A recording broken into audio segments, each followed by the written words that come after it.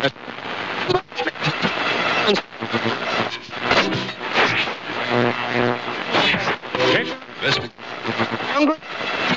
har simpelthen valgt lige at prøve at bruge mit HD-kamera, altså mit håndholdte Sony HD-kamera, til at lave den her video med, fordi jeg kan ikke rigtig få det her computergrej her til at fungere med det der webcam og sådan noget.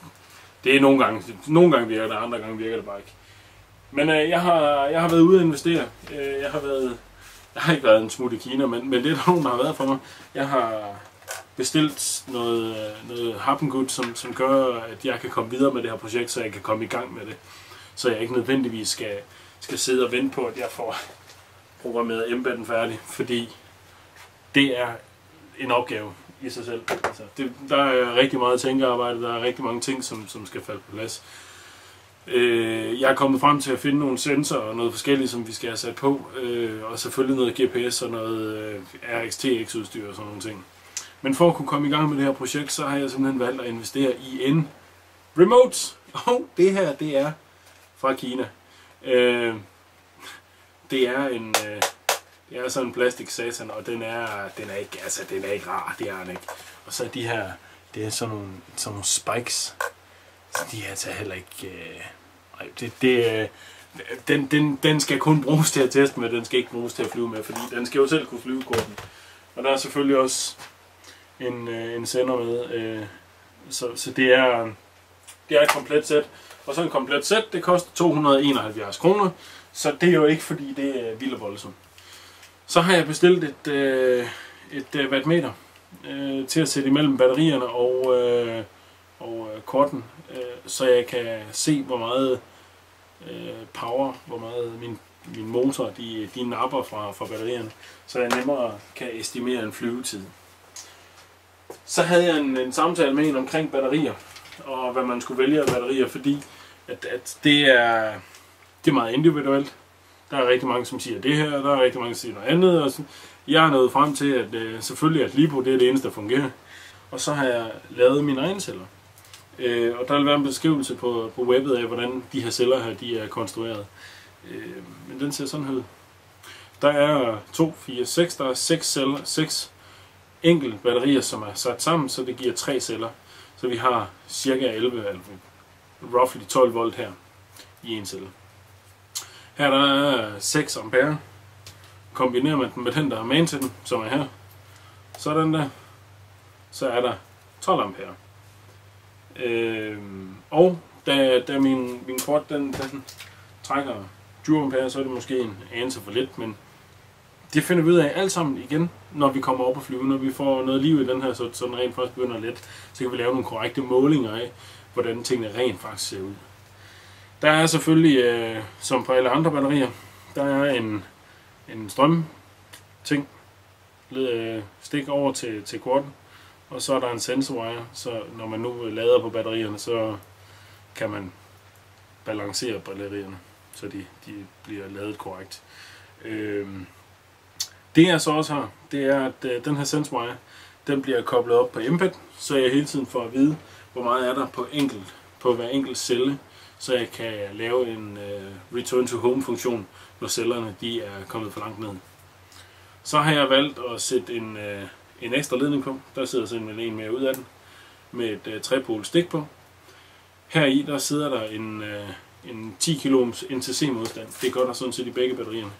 Fordi så kan jeg holde øje med, hvor varme batterierne er, når jeg flyver med dem.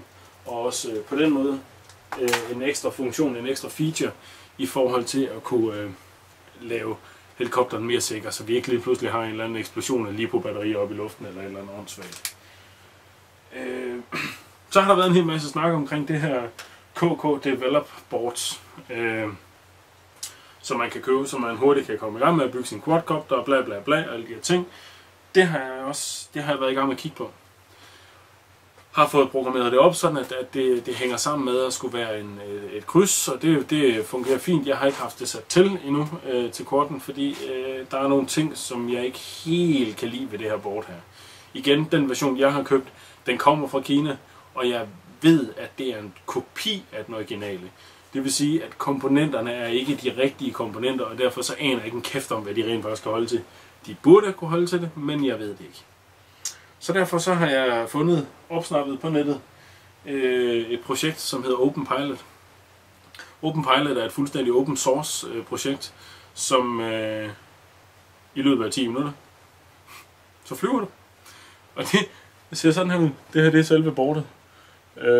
Der har du din connections her til din RXTX. Og så har du en USB på undersiden.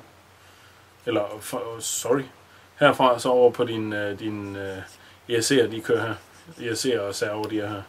Og så har du din RXTX her, på det her lange stik her, fladet. Så har du en USB til at programmere med, den er der. Og så har du 2 ekstra kanaler, det vil sige, at her der kan du sætte en servo, eller en GPS på, eller hvad fanden du nu er ude i. Det kan alt sammen købes på Open Pilot. Og jeg smider lige et link ned i bunden her, når vi når dertil. Den sidste ting er så, at jeg har også været i gang med at lave lidt test. Jeg kan jo ikke lade være. Jeg synes jo, det her projekt her, det er så interessant, så jeg kan ikke lade være med at forsøge på alle mulige sjove ting. Det nyeste stunt, det er, at vi har snakket rigtig meget om FPV, altså flight video. Man kan købe sig fat i flight video. Og jeg er på jagt efter et billigt supplement til det. Kan man kalde det altså en erstatning for de der 5.000 kroners flight video. Og så har jeg i dag konstrueret den her satan uanselige grimme ting. Det er 2 server. Så principielt så kan man montere nu faldt den også fra hinanden.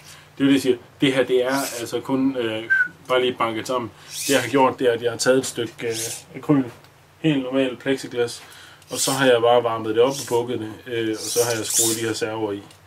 Og det er meget crude, og det fungerer nogenlunde. Man kan se, så faldt den lige fra hinanden før. Men det for at gøre en lang historie kort, fordi det kan blive en meget lang historie, så er forhåbningen, at vi får noget flight video, altså så vi kan transmitte noget, så vi kan få noget live feed ned på jorden, så vi kan se, hvorhen vi flyver hen og sådan nogle ting. Men igen, vi skal lige have lortet til at flyve først. Så er jeg ved at lave en lille test. Jeg har simpelthen lavet et setup. Jeg står hernede på gulvet, så det finder jeg lige til. Det ser sådan her ud. Jeg kan næsten ikke se det hele. Jo, det kan man godt sådan her. Det her, det er et setup af selve korten, faktisk, mere eller mindre. Bortset fra det her, det bræt her, det er måske lige en anelse for stort, det ved jeg ikke. Nej, det er faktisk, måske. Det der er med det her bræt her, det er jo, at jeg har sat en embed fast hernede i bunden. Og så fordeler jeg bare i PWM'en op i det her board her over i min ESC'er, og så er der en strømcontroller her, som fordeler strømmen ud til ESC'erne, og så begynder motorerne sådan set bare at dreje rundt. Sådan, det er jo ingenting. Det var sådan set det. Det her, det var kun for at se, om både ESC'erne og motorerne rent faktisk fungerer, om de gør, som de er meningen, de skal. Så derfor så er det fungerer, og det virker, og de trækker omkring 18 ampere, og det er super 200 og nogen watt eller sådan et eller andet. Igen, så er det lavet med crude PWM. Det er kun modulation, det vil sige, at jeg sender bare en PWM-puls til ESC'erne, og så opfører de så fuldstændig ens alle sammen. Og det er ikke den måde, man normalvis vil teste på. Det er netop ved, at man så sætter sin controller op til, at den fungerer, og den skal styre de her motorer med de her PWM'er, eller med de her ESC'er osv. Og så kan man lave sin baseline-test, sin baseline-test. Igen, det var tingene er købt i Kina. Jeg skulle se, om tingene virkede. Så det var det, der var hele tanken med det her opsæt her. For at kunne komme i gang med det her projekt her, for at kunne blive færdig med det her projekt, for at kunne få noget i luften, så skal jeg nødvendigvis have et eller andet at bygge den her kort her af. Og derfor så har jeg så fundet et sted, hvor man kan købe materialet, jeg havde tænkt mig at bygge korten af. Hvis man nu bare lige sådan for sjov skyld understreger forestiller sig, det her, det er vi tager 2 CD'er. Nej, vi tager 2 CD'er. Se, nu tager vi 2 cover. Her er der 2 cover. Jeg ved sgu ikke lige, hvad det er for nogle CD'er, men det er også ligegyldigt. Her har vi 2 cover. Hvis man nu forestiller sig, at det her, det er baseplaten her ovenpå, der sidder vores print. og herunder der sidder batterierne. Så bliver de her løftet fra hinanden. Og herinde imellem, der kommer der til at sidde aluskinner, som peger til hver sit hjørne. På de her aluskinner bliver motorerne så monteret, og ISC'erne og alle de der ting, som hører til den del af det. Det vil sige, at hele quaden bliver bygget i aluminium. 2 grunde. Den ene grund, det er billigt, og det er nemt at skifte. Nummer 2 grund, det er stærkt. Så flyver du ind i et træ eller noget, så knækker der en rotor, og så køber du en ny til 40 kroner, og så er det det.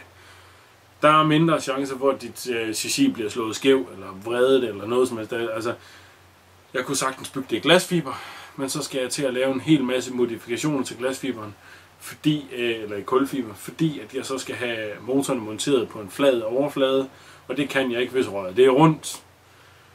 Plus alun, det er jo en firkantet profil, det vil sige, den er flad fra start af. Og det vil sige, så kan jeg bare skrue min motor fast, trække kablerne, sætte nogle strips på med modulen i med USB'en, og så flyver vi kraftedeme med. Det er jo det, der er hele humlen i det her. Hele ideen med det her projekt er netop, at alle skal kunne bygge det. Nu må vi se, hvor langt vi kommer. Men jeg skal nok få et eller andet til at flyve. Det lover jeg. Og det var vist det for i dag. Så kan I hygge jer. Hej.